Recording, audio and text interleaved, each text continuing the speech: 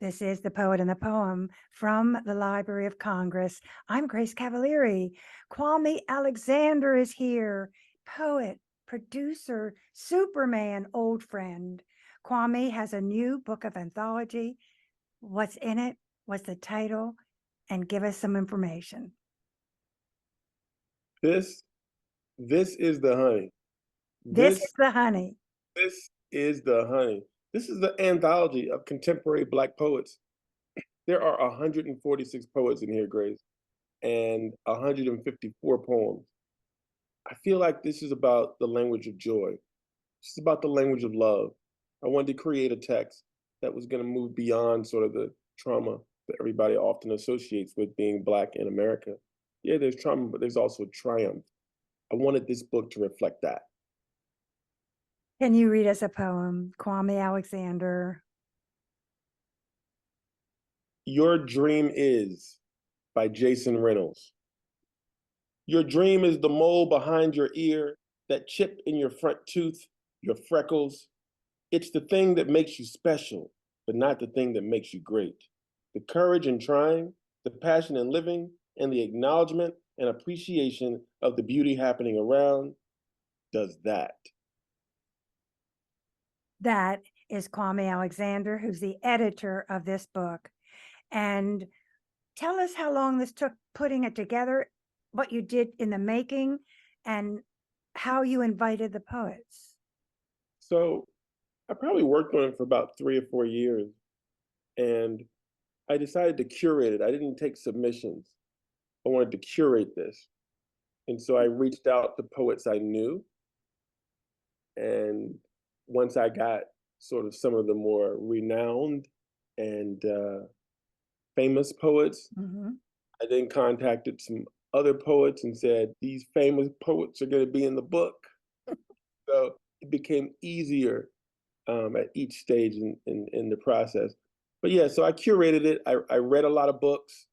I had an amazing colleague named Marjorie Wentworth, who used to be the poet laureate of South Carolina. She helped me find a lot of pieces.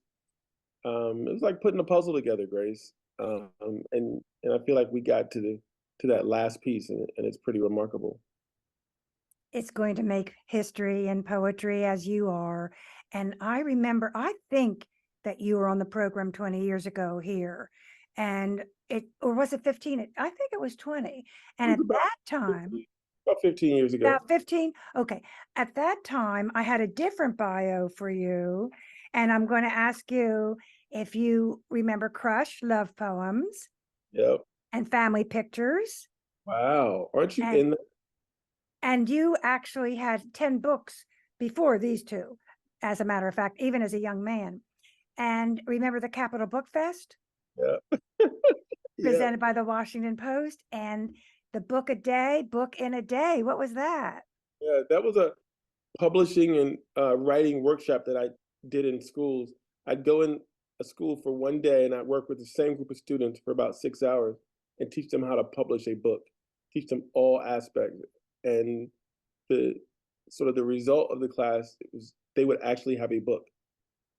So it was a really rewarding experience in terms of teaching life-giving and life-saving literacy. And you have been doing this every day ever since, which I think is remarkable. It tells us to whatever we believe in, to take action. And boy, you never take a day off. Give us some more from the Honey Book. This is the poem by Yusuf Komunyakaa, and it's a prayer for workers. Bless the woman, man, and child who honor earth by opening shine in the soil, displayed hour between dampness and dust, to plant a few seedlings in furrows and then pray for cooling rain. Bless the fields, the catch, the hunt, and the wild fruit, and let no one go hungry tonight or tomorrow. Let the and birds send a future ferried into villages and towns, the other side of mountains, along nameless rivers. Bless those born with hands made to do work, hewn timbers and stone raised from earth and shaped in circles, who know the geometry of corners, and please level the foundation and pinch a roof so good work isn't diminished by rain. bless the farmer. So yeah, it's a pretty long piece, but that's sort of the vibe of it, and it's a devotional, and it's reminding us of how important all of the things we all do are. We have the time today, Kwame, for the longest poem you have. I want to talk about your career, and I honestly didn't know where to begin, but I just want to read a little bit of your bio, just to put my toe in the water. And we know you're a poet, educator, and producer, a #1 New York Times bestselling author of 40 books, including Why Fathers Cry at Night, An American Story, The Door of No Return, and Rebound, which was up for the Carnegie Medal. Yep. The Yep, Undefeated. Am I right about that?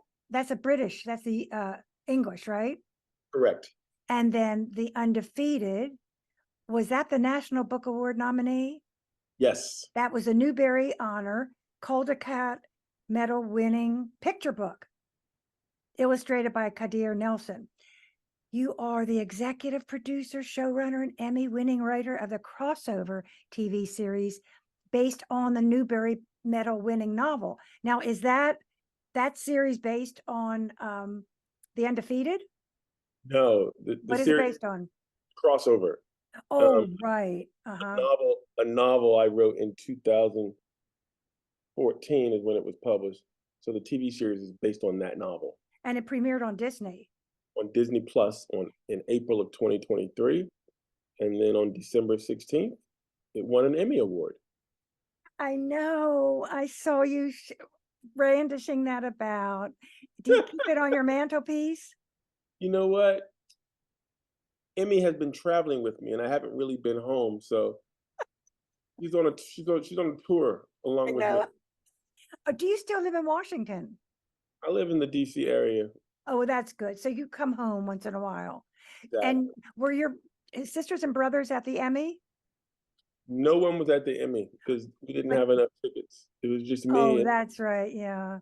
Well, I think when we had the presentation of the Washington Writers Collection at the Melvin Gelman George Washington University Library, I think your parents were there. were. You have a good memory. They were I there. do. And you had a pinstripe suit on. Ah, I no longer have that suit, but Oh, it was right. you You are looked good. You looked good.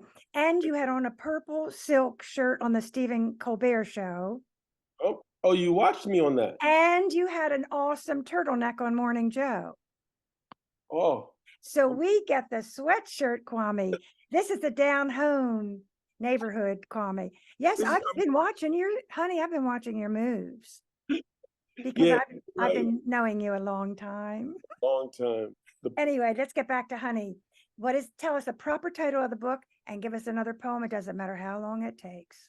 This is the Honey, which is a amazing title, an apropos title given to me by Mahogany Brown, who wrote a poem that's in this collection, and the poem is fittingly called "This is the Honey," which I shall read by Mahogany Brown. There is no room on this planet for anything less than a miracle.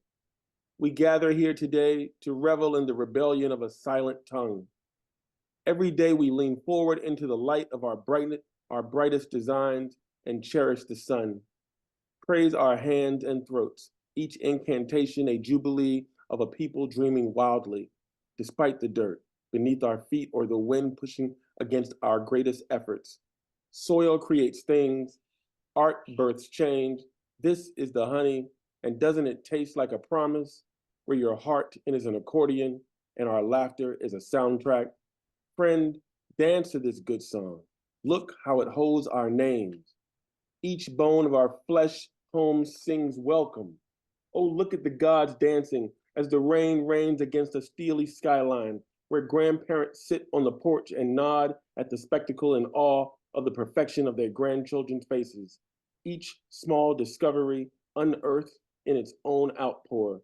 Tomorrow, our daughters will travel the world with each poem, and our sons will design cities against the backdrop of living museums. Yes, our children will spin chalk until each equation bursts a familial tree, rooted in miraculous possibilities and alive. I You love know, Kwame, you know what makes all this happen? it. Your spirit, your spirit. You have the structure of a life, which means activity, purpose. Then you have the energy, the honest energy. But the spiritual purpose, honey, nothing works without that. And your sweet goodness. You've always been that way. I've never known you to hurt anyone. And that's going to serve you well. It's going to serve you well, Kwame. I want to talk about your life. So what were you when you were 5 years old? What were you like? Huh, the opposite of everything you just said. You were a bad, mischievous boy, Oh my gosh. naughty. Yes, precocious. I was always in the stuff. Like I had to be in the middle of something.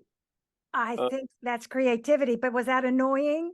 well, if you're going up in your granny's attic and you're just uncovering all kinds of stuff, and it's like a scavenger treasure hunt for you.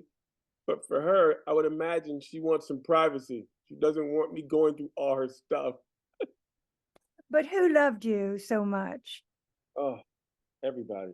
There was so much love from parents to grandparents to aunts and uncles. We had a real community. Everybody Hmm. together in unity. Um, and you felt that love constantly. I'm glad you said that because that's not typical in America. People are Right. very singular. The family where your aunts and uncles are really family and not just, concentric circles out here. That is very, very unusual. And that is so nourishing. So who mentored you? Who said to you, take this baton? A high Uh, school teacher? Nobody said take this baton, uh, other than my parents. But sort of indirectly, Nikki Giovanni said take this baton. She was my professor at Virginia Tech. Mm. Oh, So I studied with her. mm-hmm. There was You never honor her quite a bit. Yes. Yeah, there was never any sort of mentor, formal mentor relationship, but she was my professor. So I learned, in her classes, but I also watched her and learned from seeing how she moved about as a poet in this world. And so if there's any writer I can say who helped me like tremendously, significantly in my writing career, it's Nikki Giovanni, hands down. But to give you self-confidence beside your parents, wasn't there a third grade teacher that said there was something sparkling in you? Didn't you have a high school teacher that said, boy, you really can write? Mm. I Well, have, I maybe have, not, but in my own life, I have been saved by teachers, saved from humiliation, and they taught me how to do that for others. yeah, I can only really remember two teachers who fit that bill, and that would be Nikki Giovanni in college, and Hmm. and probably Miss Virgil in first grade. Well, let's speak to Miss Virgil then, because Miss Virgil doesn't get enough press, I don't think. So we'll Yeah, say her name. What did she do for you? Miss Virgil, she had a contest at the beginning of the year. If you read 100 books, you read 100 books by the end of the year, you get a T-shirt. And she showed us the T-shirt, and the T-shirt was magnificent. It was a white T-shirt with red letters. I remember it to this day. So I read 100 books in the first 2 weeks of school because I really wanted that shirt. She was so Did proud you of get it? Did you get it? me, gave me the shirt. Do you still have it? No. We'll get you one. The Library of Congress will get you a t-shirt. I promise you that. Go back to the anthology. I know all the poets so far that you've read. So let's go deeper and broader. Gonna go deeper and broader, huh? Just open it to any page and we have a winner. Ooh-wee. No, you How know about that. one of yours, Kwame? I like the one that you read to your children to tell your children about how you are still a family? All right, I'm reading. Oh, this is a good one. I'm reading To Racism by Lucinda Roy. Okay. In recognition of the looming extinction, as prison for profit marched our next millionth man to jail, we took matters into our own hands, propelled you to the nearest dumpster and threw you in. We were sick to death of you, peeking from under the white connotative shears, trying to play the invisible man. We would have rid ourselves of you for good if it hadn't been for all that whimpering. A good Samaritan, a lawyer, I think, reached in, sewed you up as tight as pigskin, and siphoned you back out onto the streets. When I saw you again in the future, shadows, you were cradling a black doll like the one Daddy bought for me. I swear, I thought you had a come to Jesus moment till I looked harder and saw your Mickey Mouse menstrual glove, black face slathered on thick as Hershey's. And then the crow cawed, and I heard twin sockets shrieking where the doll's eyes should have been. And this poem is familiar to people who don't read poetry, who don't know it's not supposed to work like this, which is why I wrote it, which is why it will be read. Mm-hmm. Powerful, so much power in that book, so much variations of voices too. Kwame has an entertainment company called Big C Entertainment, and there's many things that are going on, but one is a reality television series for writers. Is that something that is in the works? Yes, it's taking me, this has been a 30-year journey, since I wrote my first book. I've loved every minute of it. And along the way, I've had quite a few people tell me, no, your poetry is not good. No, your poems won't be um, accepted into this journal. No, we won't publish you. I've heard no a lot. And, the goal here is to be able to find the yes, to be able to figure out how to say yes. And so that's one of the things that I've been trying to do and offer to people out here is to remind them of my journey and hopefully inspire theirs. Yes is the way we go on. Yes is the reason we go on. So you wish to provide that for other people and make it a little easier for them? Absolutely. I mean, if if we can sort of bottle and capsule this inspiration and this journey that I've been on, if we can create a lifestyle reality series that takes my journey and makes it into a authentic and meaningful TV format, yeah, it's certainly doable. And I think that's what we're trying to do. We're trying to create other Kwames, not per se, but we're trying to create other writing opportunities much like the ones that I somehow found my way through No, during you that. didn't find your way through. You diligently, persistently, every day chipped away at the marble to make light come through. And it's an everyday effort, and you're still doing it. It wasn't a stroke of genius. This is a daily practice, like meditation, like Buddhism. It's a spiritual practice. It's of service to the world. I take it very seriously. I take service very seriously. Nothing happens without it. But do you get tired? What keeps you going? You get tired. Hemingway said, stop when the juices are high so that you leave something on your desk which is unfinished. Like Mm, I love to wake up to my desk because there's so much that's alive there waiting for me. right. So is that what keeps you hydrated? Yeah. I mean, I do a lot of walking. I drink a lot of water. Yeah. When I get up in the morning to write at about 5 a.m., I always have a cup of Earl Grey tea. Those are some of the things I do. I should use you as my example. I'm giving a keynote on energy and writing. Uh, And don't you think that the body, the vessel, we have to live a certain way to have energy on the page? Absolutely. You Yeah. got, you got to walk through life as a willing participant. You got to hear, you got to see, you got to feel. In order to write something interesting, you got to have something interesting to write about, which means you got to have some sort of interesting life, right? Let's hear more from the anthology, please.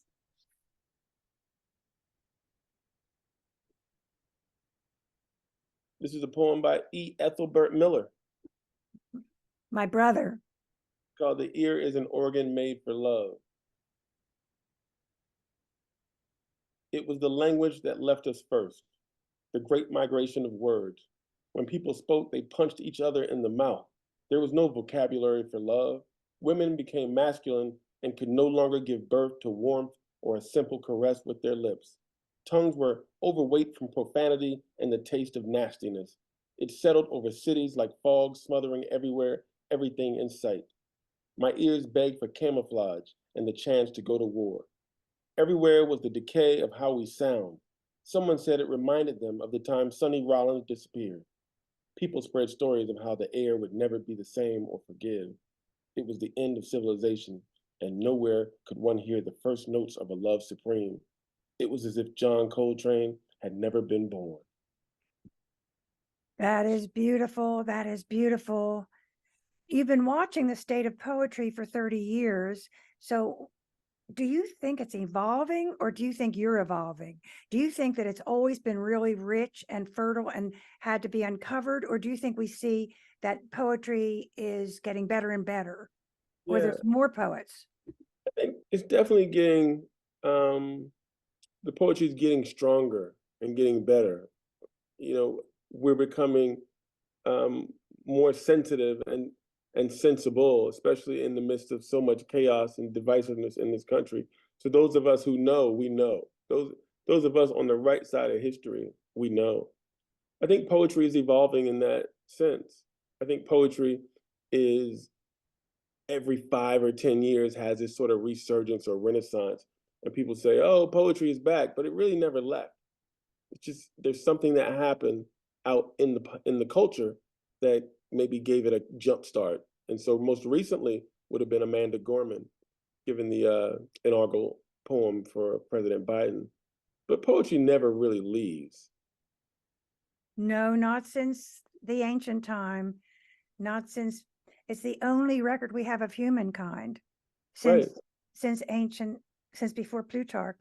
I mean, we have documents about kings and queens, and but it's the only record we have of the human, what humans felt is in the poetry, and it remains that way.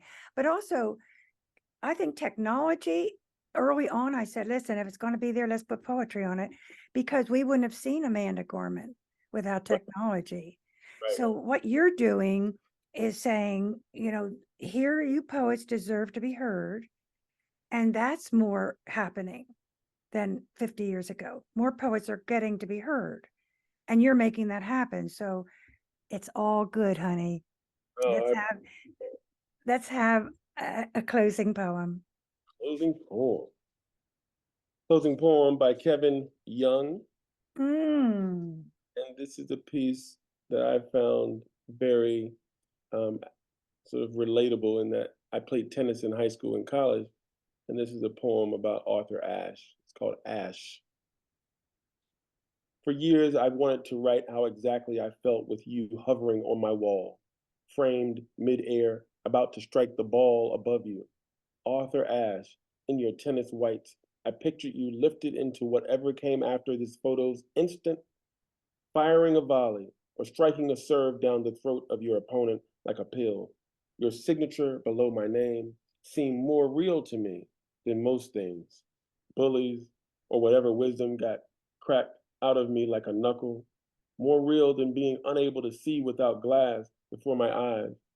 I saw you sported glasses too, your hair a microphone cover to help keep the static down. Even your photo has a sound. Call it about to be. Call it maybe. No, probably. Name it after every unlikely you made into something. You swing in my head like Count Basie, only there's no royalty, no music anymore like yours. Woo wee. The dear voice of Kwame Alexander. Reading from This Is the Honey, and it is the poet and the poem. The program is produced by Forest Woods Media Production, post-production by Mike Turpin, MET Studios. We wish to thank the library for making the program possible. Funding is provided by the Sinipit Fund, Ravada Foundation, the Women of the Song in the Room, Natalie Canavore, and Sandy Jackson Cohen.